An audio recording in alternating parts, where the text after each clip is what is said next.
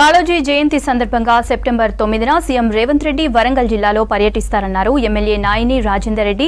అదే రోజు కాళోజీ కళాక్షేత్రం నయీం బ్రిడ్జిని సీఎం ప్రారంభిస్తారన్నారు. గత ప్రభుత్వ తీరు వల్లే చాలా ప్రాజెక్టులు పెండింగ్ లో ఉన్నాయన్నారు.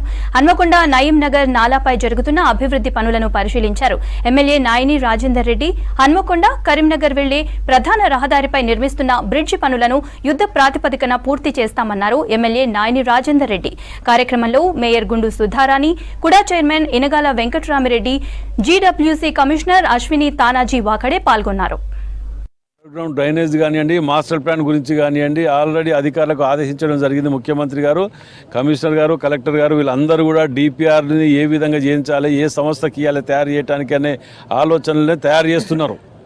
సెప్టెంబర్ 9కు కాళోజీ నారాయణరావు గారిది కంప్లీట్ కావాలి అని చెప్పి ఇనగాల వెంకటరామిరెడ్డి గారు కూడా చైర్మన్కు ప్రత్యేకంగా ఆదేశాలు ఇవ్వటం, వారు అదే పని దినదినచర్య అదే పెట్టుకొని తిరగటం, దాన్ని కంప్లీట్ చేస్తున్నారు.